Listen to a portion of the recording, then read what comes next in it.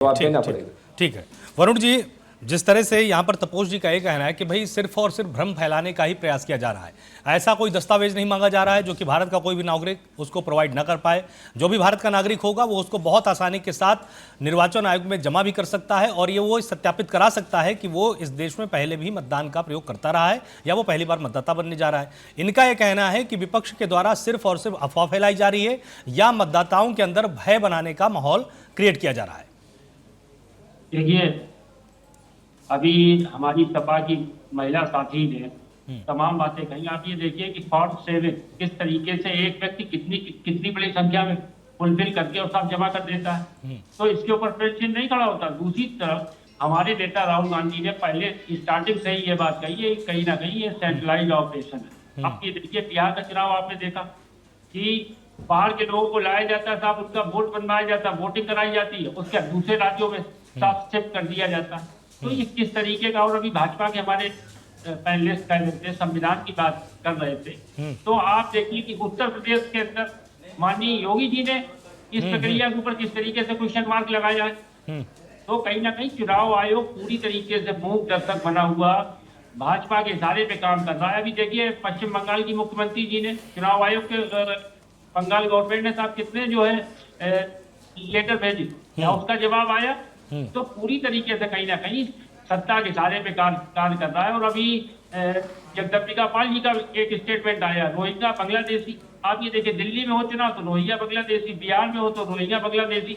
भाजपा के प्रवक्ता इस डिबेट में बैठे, आप बताइए कि आपने बिहार में कितने रोहिंग्या और बांग्लादेशी आप निकाले, बता ही जाइए आप डाटा। तो पूरी तरीके से आम जनता को प्रताड़ित करने का ये तरीके से सोची समझी जो है राजनीति है भाजपा की, उसी परिप्रेक्ष्य में मैं इसे देखता हूँ। लेकिन आम जनता समझ रही है, क्योंकि जहां जहां जिन स्टेटों में होते क्यों मसीती सब इनके पास है, चुनाव आयोग तो बिल्कुल लखपत का पैसा। तो उन्हीं के चुनाव आयोग महोदय के कहीं ना कहीं पूरे आशीर्वाद और सहयोग के साथ तमाम प्रदेशों में अपनी सरकार बनाते हैं ये। तो उसी परिप्रेक्ष्य में मैं इसे देखता हूँ, ये संविधान की धज्जियां उड़ा रही है ये भाजपा सरकार और भाजपा में बैठे हुए तमाम लोग। लल्लन सिंह आप देखिए बिहार के अंदर किस तरीके से कहते हैं, जिस समय चुनाव चल रहा था, इसके जो है कहीं ना कहीं जीतन राम मांझी जी का एक बयान आया, इन्हीं के साथ एक विधायक है, उनका क्या बयान आया। तो तमाम ये चीजें हैं, इसे उसी परिप्रेक्ष्य में मैं देखता हूँ, क्योंकि भाजपा के पूरी तरीके से इशारे में चुनाव आयोग काम कर रहा। चुनाव आयोग को अगर जवाब देना होता तो पश्चिम बंगाल में ममता बनर्जी जी को जवाब देता। तो कहीं ना कहीं उन्हें सुप्रीम कोर्ट जाना, तमाम चीजें हैं। तो जनता को कहीं ना कहीं पूरी तरीके से बेचैन और प्रभावित करने वाला ये है। आप इसका एक प्रोसेस था, उसे समय देना चाहिए था। उत्तर प्रदेश में आप क्यों बराबर जो है तारीख पे तारीख पढ़ाए जाते हैं, पश्चिम बंगाल में तो आपने ऐसा किया नहीं। तो तमाम सवालिया निशान इस सरकार के ऊपर और खास तौर पे चुनाव आयोग के ऊपर। आप ये देखिए, जब भी चुनाव आयोग के ऊपर हमला होता, विपक्ष का कोई भी नेता, चाहे हमारा दल हो या किसी अन्य विपक्षी दल का, तो भाजपा के नेता साहब चुनाव आयोग का बचाव करते हैं। तो ये किस तरीके की सांठगांठ है, इन सब चीजों को भी जनता देख रही है। विजय जी, जिस तरह से साठगांठ की बात अभी यहाँ पर वरुण जी बोल रहे हैं, इनका यह कहना है कि भाई हम तो सवाल पूछते हैं निर्वाचन आयोग से लेकिन जवाब देने लग जाते हैं बीजेपी के तमाम प्रवक्ता। और एसआईआर की प्रक्रिया को लेकर इनका यह कहना है कि भाई आखिर इसमें पारदर्शिता क्यों नहीं है। जो अनपढ़ लोग हैं वो भी फॉर्म को भर रहे हैं, उनसे पूछा जा रहा है ये फॉर्म तुमने किस चीज़ का भरा, वो बोलते हैं कि भाई फॉर्म था हमने भर दिया। क्या वास्तव में इस तरह की परिस्थितियाँ हैं या एसआईआर की प्रक्रिया ठीक चल रही है और उसका जो मकसद है उस मकसद को पूरा किया जा रहा है?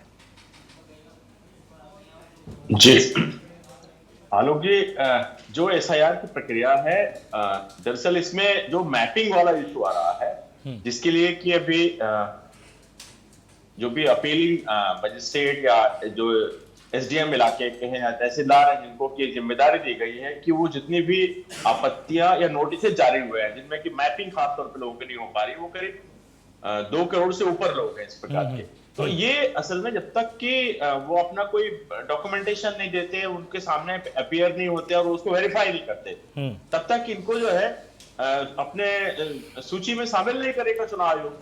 तो ये एक, और अभी तक जो उत्तर प्रदेश में खासतौर पे अभी जब मैं डाटा देख रहा था तो ये बताया जा रहा है कि 80-85 हजार ही लोगों का अभी तक मैपिंग में सुनवाई हो पाई है। तो एक तो इस प्रकार की ये है कि आपको जैसे कोर्ट ने नोटिस जारी किया है तो आप कोर्ट में हाजिरी लगानी है, उसके बगैर अगर डॉक्यूमेंट भी चला गया तो ये पॉसिबल ही नहीं है कि उसका मैपिंग हो पाएगा। उसको जाकर के आप मतदाता को बताना होगा उनके सामने कि भाई हमारा जो है ये डॉक्यूमेंट है, मैं इस जगह पे रहता हूँ, अगर वो सेटिस्फाई है तो ही आपको शामिल होने के लिए वो वेरीफाई करेगा। ये इशू जो है, जो पहले जिस प्रकार की बातें अभी ये कहेंगे कि साहब जो है कोई अनपढ़ है, कोई जानता नहीं, लेकिन अगर कोई भी अगर फॉर्म भरा गया है और जब उनका नियम ये है कि आपको अपने डॉक्यूमेंटेशन देने हैं और जो भी उनका अपीली अधिकारी है उसके सामने अपीयर होना जा करके, उसके पहले वो डिस्पोजल नहीं होगा।